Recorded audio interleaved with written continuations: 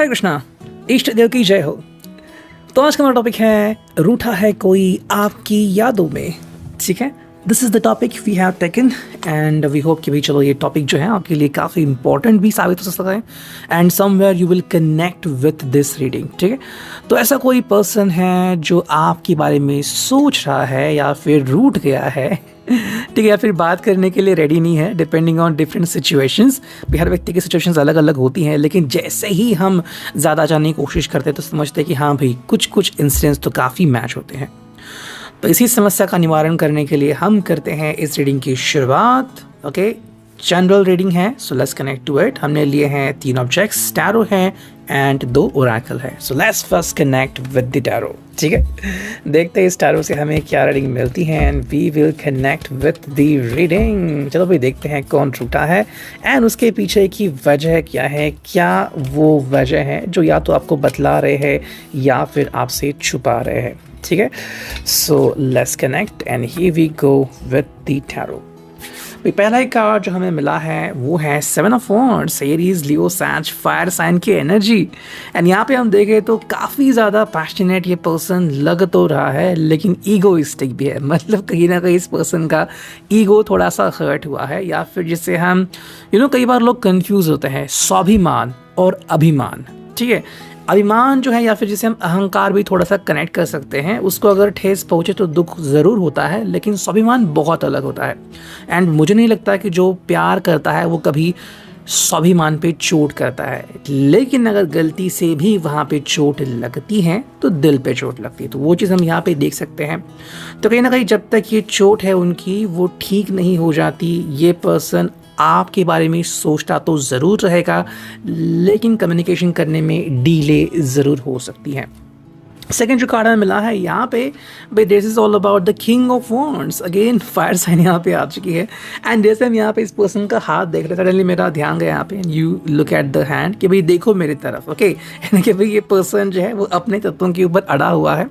आप चाहे भी तो इस पर्सन को टस से मस होने में डेफिनेटली वक्त लगेगा। सो ये आपको ध्यान में रखना है कि ये पर्सन जो है वो अपने मन के मुताबिक बिहेव करता है, वर्क करता है। आप इसको किसी भी तरीके से फोर्स नहीं कर सकते। We got 3 of swords, Gemini, Libra, Aquarius. Finally communication का वो साइन आ गया एंड ये है एयर साइन। तो अगर हम इसकी बात करें, क्योंकि यहाँ पे लिब्रा आता है जस्टिस का साइन, तो हाँ यहाँ पे पर्सन कह रहा है कि भाई मुझे बहुत तकलीफ हुई है, I have really gone that. मतलब कहीं ना कहीं या तो आप दोनों की बातचीत के वक्त कुछ ऐसा हुआ है या फिर जानबूझ के किसी ने इनको हर्ट किया है। मे बी आपने पर्सनली नहीं किया होगा, लेकिन बातों बातों में किसी ने कह दिया आपके रिश्ते के बारे में और इनको ठेस पहुंची। तो वो चीज़ हमें यहाँ पे दिख रही है। कहीं ना कहीं ये भी हो सकता है कि शायद आज भी जिस पर्सन ने इनको तकलीफ़ दी है, आप आज भी उस पर्सन से बात करते हो, ये उनको बिल्कुल भी अच्छा नहीं लगता। या फिर कि भाई कोई ऐसी बात हुई है, ये रूठ गए हैं और आप इनको क्यों नहीं मना रहे हैं। कई बार क्या होता है ना कि हम सिर्फ एक ही तरह से तरीका ट्राई करते हैं कि कॉल करना। कई बार वो चाहते हैं कि नहीं हमें मैसेज करो या फिर 3 दिन बात करो, 4 दिन बात करो। हर व्यक्ति की जो लेवल है कि भाई नहीं मैं आज नहीं बोलूँगा, मैं 3 दिन बाद मुझे अच्छा महसूस होगा, तो वो जो है वो आपको कंसिडर करना पड़ेगा। नेक्स्ट कार्ड है वो S of swords. Again Gemini, Libra, Aquarius हमें साइन मिला है। अगर हम इसकी बात करते हैं तो जो अंडरस्टैंडिंग मिलती है कि भाई कम्युनिकेशन करने के लिए रेडी है, लेकिन कब, जब आप इस बात को समझोगे कि भाई इनके ज़िंदगी में एग्जैक्टली क्या हुआ है और अब सोल्यूशन क्या हो सकता है। तो हाँ, ये सोल्यूशन निकालने के लिए रेडी है, बिल्कुल रेडी है, लेकिन पहले ये अपना सारा गुस्सा जो है वो निकालना चाहते हैं। ठीक है, तो वो चीज़ यहाँ पे दिखती है। We got 6 of swords, again communication का साइन। तो हाँ, ये अपने मन के मुताबिक तैर रहे हैं यहाँ पे वहाँ। जैसे कि आप किसी स्विमर को देखते हैं, वो जब तैरता है तालाब में हो या फिर समंदर में हो, अपने मन के मुताबिक तैरता है। तो यहाँ पे वही है, इनका मन जो है अभी शायद भटक रहा है यहाँ वहाँ, एंड जब तक इसे शांति नहीं मिलती ये वही करते रहेंगे। फिर चाहे आप कितनी भी आवाज़ लगाओ, हाँ वो इको बन के इनके कान में गूंज ज़रूर सकती है, लेकिन अगर उनको रिटर्न भी आना है तो पहले उस इको साउंड की तरफ जाना होगा, वापस से फिर किनारे लगना होगा, तो उसमें समय तो लग रहा है। वो चीज़ आपको ध्यान में रखनी है। एंड मैं नहीं सोचता कि उन्होंने जानबूझ के किया है, यही बस वो चीज़ हो गई है उनसे कि किसी ने मुझे हर्ट किया है और अब मुझे क्या करना ज़रूरी है।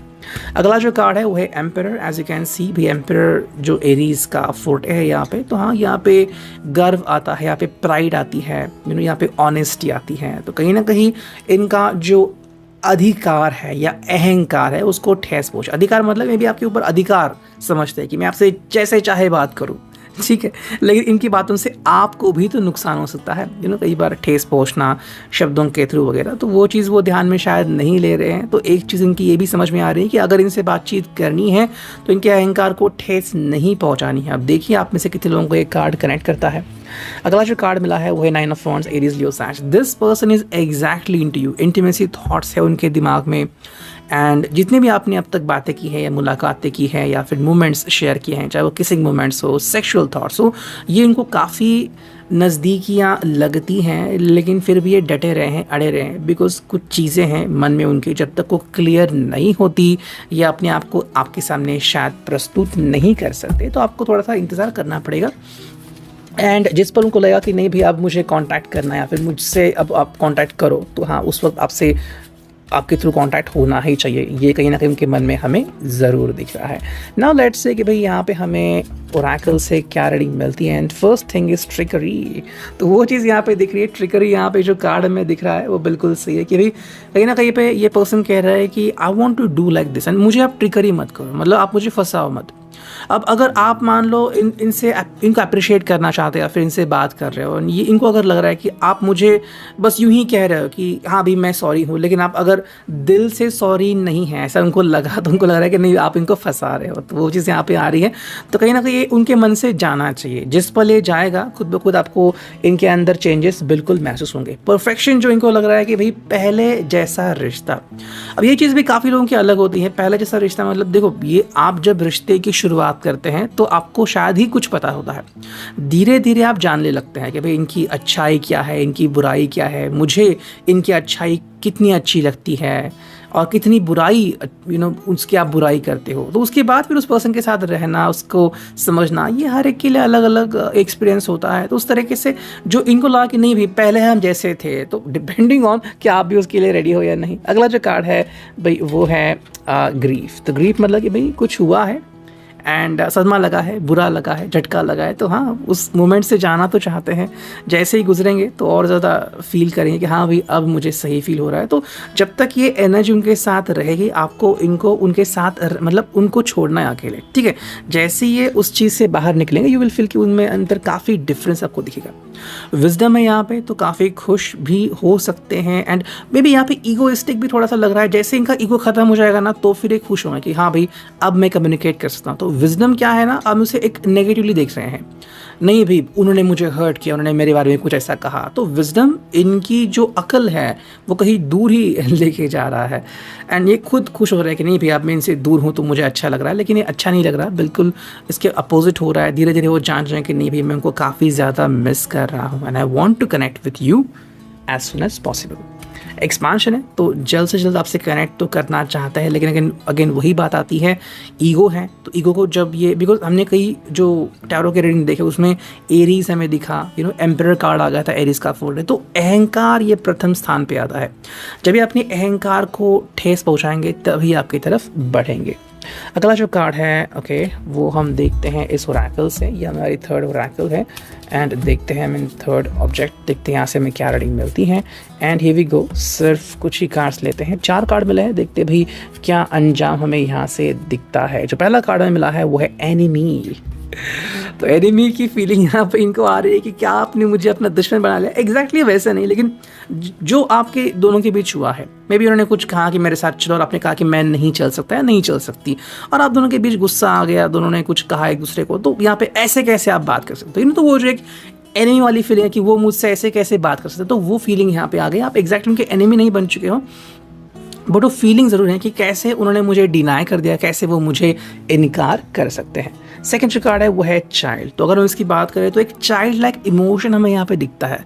जैसे कि एक बच्चा जब गुस्सा होता है तो क्या उससे कहते हैं, अपने पैर ज़मीन में पटकता है, यहाँ वहाँ रोता है कि मुझे चाहिए। तो वो चीज़ यहाँ पे होती है कि एग्जैक्टली जैसे मैं चाहूँ वैसे होना ही चाहिए। अब हम सब मैच्योर होते हैं, लेकिन इमेच्योरिटी थोड़ी अगर ज़िंदगी में रहती है, इनफैक्ट मेरे हिसाब से आप में से कुछ लोग इनको इसलिए पसंद करते हैं कि चाइल्ड लाइक इमोशन रखते हैं, जब चाहे वैसे बिहेव करते हैं, आपको वही बात उनकी बहुत पसंद आती है। जो नेक्स्ट कार्ड है वो है भी melody, and that is the one thing. अकेले पढ़ चुके हैं एंड ऐतराज़ जता रहे हैं एंड ऐसे में सोच रहे हैं कि कब मैं उनसे कम्युनिकेट करूं। और इसलिए मैंने कहा कि चांसेस बहुत हैं कि जो लोग इस चीज़ को बहुत ज़्यादा अप्रिशिएट करेंगे कि भाई नहीं भाई ये गलती मेरी भी है, तो मुझे उनसे कनेक्ट करना पड़ेगा, तुरंत आप दोनों कनेक्ट हो जाओगे। ठीक है, तो रूठा हुआ पर्सन डायरेक्टली कम्युनिकेट करना शुरू करेगा and you will feel very good.